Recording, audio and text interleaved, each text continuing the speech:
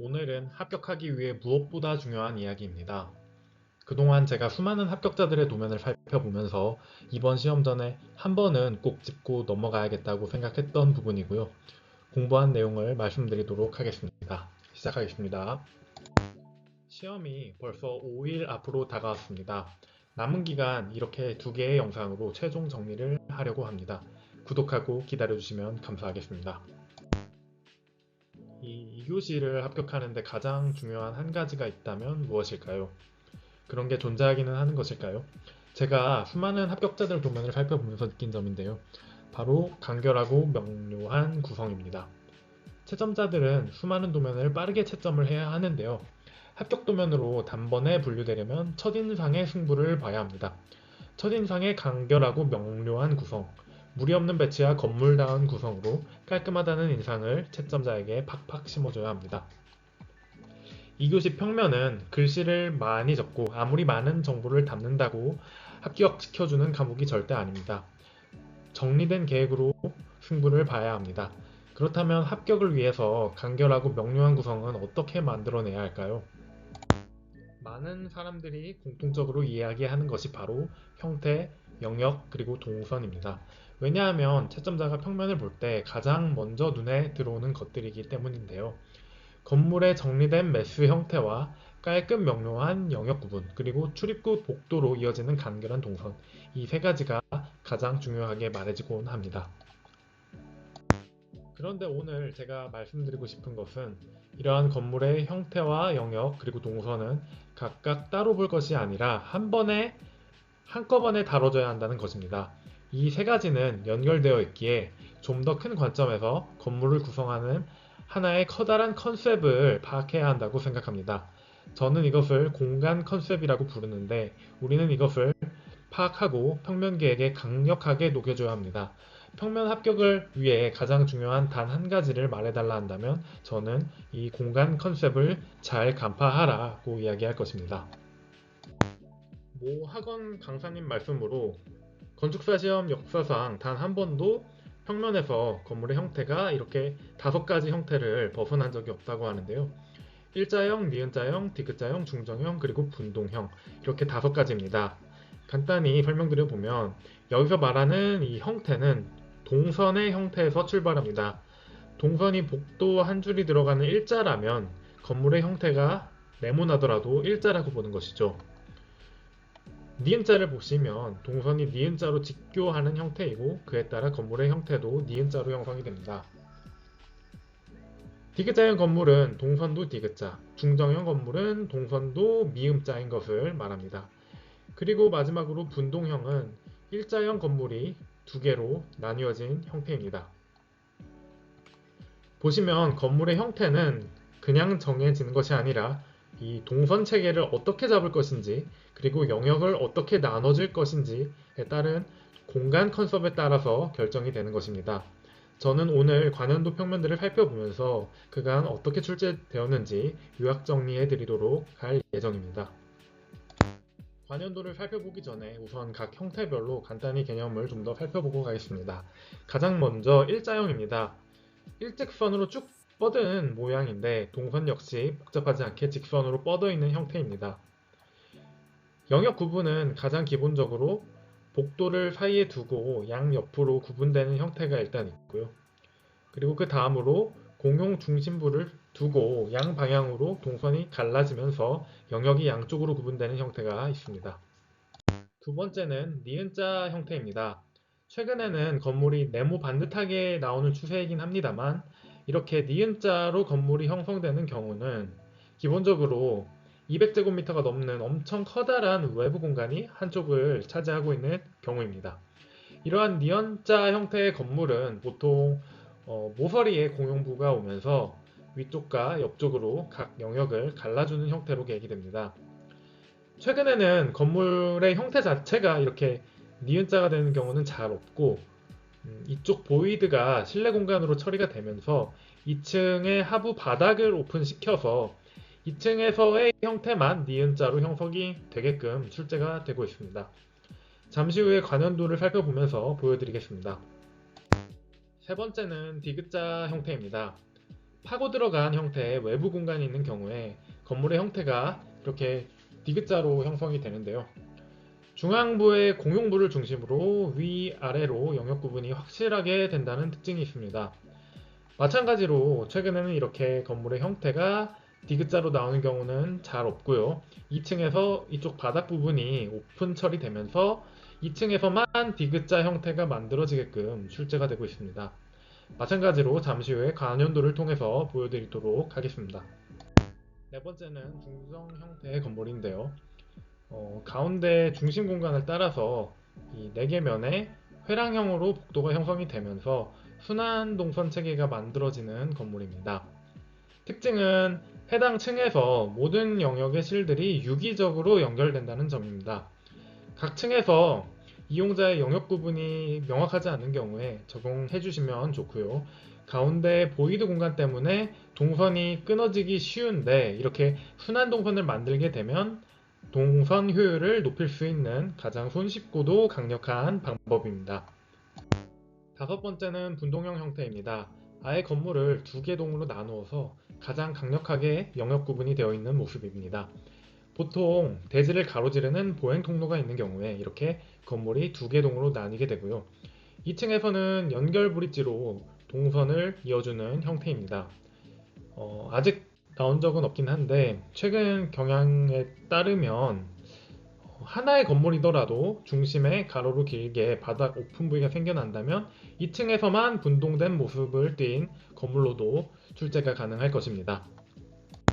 이제부터 관연도를 역순으로 하나씩 살펴보도록 하겠습니다. 가장 먼저 25년도입니다. 제가 가장 합격자 도면을 많이 모아서 살펴보았던 2번의 문제인데요. 영상으로도 합격자 도면 분석 영상을 각각 만들어 두었으니까 자세히 알고 싶은 분들은 제 영상을 지금이라도 찾아보시면 좋겠고요. 제가 내린 이 2개 회차의 공통된 합격자들의 비결은 바로 공간 컨셉을 계획에 잘 반영하였는가 였고, 특히 2층의 구성을 어떻게 잘 만들었는가가 중요했습니다. 먼저 25년 1차부터 살펴보면 1층은 필로티 주차장으로 니은자 형태, 2층은 건물은 박스 형태이지만 디귿자 형태로 판단하고 있습니다. 일명 변형된 디귿자 형태인데요. 보시면 1층에는 좌측에 하나의 영역을 따로 만들어주고 나머지 부분과는 마주를 통해서 니은자로 연결되어 있는 형태입니다. 그리고 2층은 건물은 사각형의 박스 형태이지만 저는 디귿자로 판단을 하고 있는데요. 크게 2개의 영역으로 나뉘어 보이드를 중심으로 순환 동선을 만드는 것이 아니라 명확히 2가지로 갈라지는 형태가 나오는 것이 디귿자에 가깝기 때문입니다. 이때 합격자 도면들은 보이드 아트리움을 중심으로 위아래에 각 영역에 라운지를 두고 이렇게 동선을 받아주는 컨셉을 잘 만들어준 사람들의 합격률이 좋았습니다.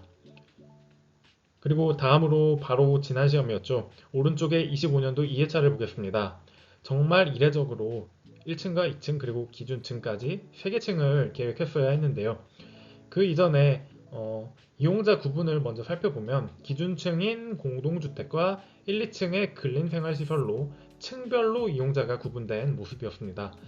그래서 기준층에는 공동주택이 일자형으로 중복도 형태로 출제가 되었고요. 그에 따라 기준층 먼저 공동주택 유닛을 만들어 주고 나서 아래층으로 내려오면 계획이 수월했습니다. 그리고 저층부 1, 2층에서는 공동주택 부분은 굉장히 협소한 공간이었고 대부분 나머지의 면적은 청년지원센터로서 단일 공간이었고 1, 2층 사이에 이용자 구분도 창업 라운지라는 계단형 공간을 통해 이어져 있기 때문에 구분이 없는 셈이었습니다. 그렇기 때문에 왼쪽의 25년 1회와는 상반되는 컨셉이 적용되었는데요. 중앙에 창업 라운지를 중심으로 회랑형 복도를 만들어서 순환 동선을 잘 만든 도면들의 합격률이 좋았습니다. 그냥 좋은 게 아니고 거의 다 합격이 되었다고 보시면 되겠습니다. 박스 형태의 건물이었지만 중심 공간을 통한 순환 동선으로 마찬가지로 변형된 중정형 건물이라고 할 수 있겠습니다.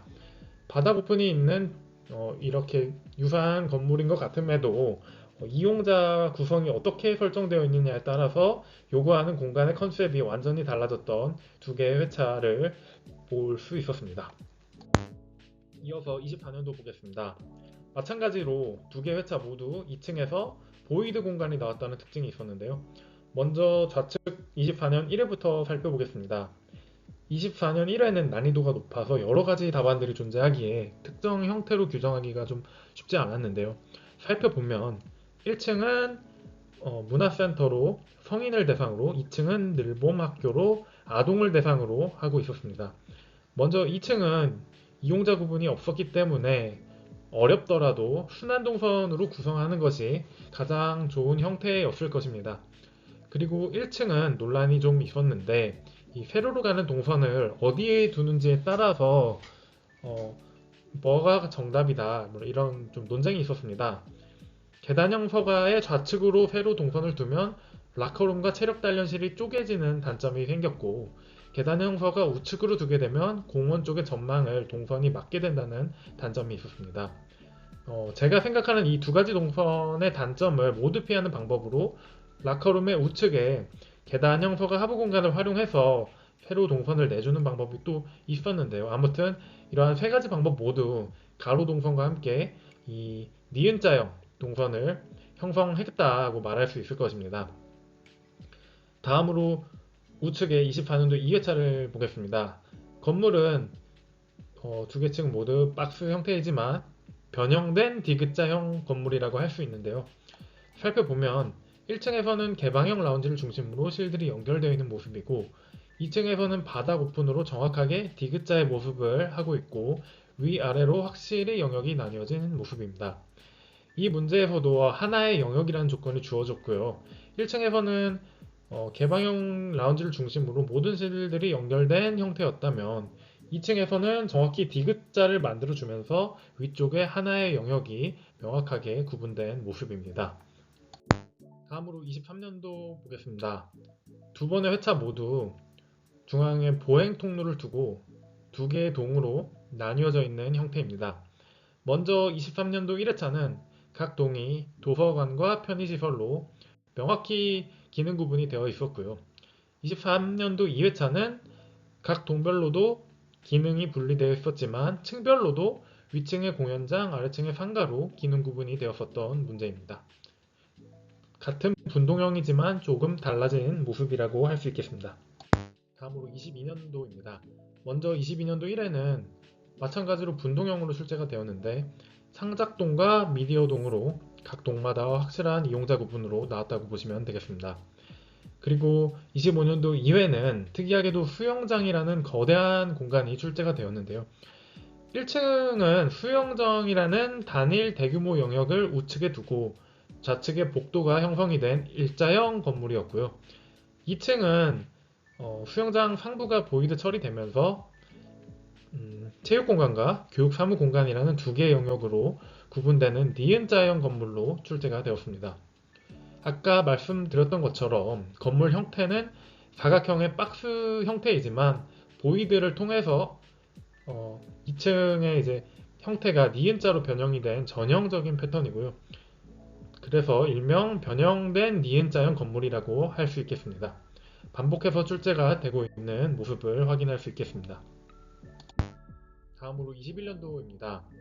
두 개의 회차가 모습이 비슷한 것이 동일한 출제자가 낸 것으로 보여지는데요. 두 개 모두 경사지형으로 출제가 되면서 또한 작은 별동이 만들어졌던 문제입니다.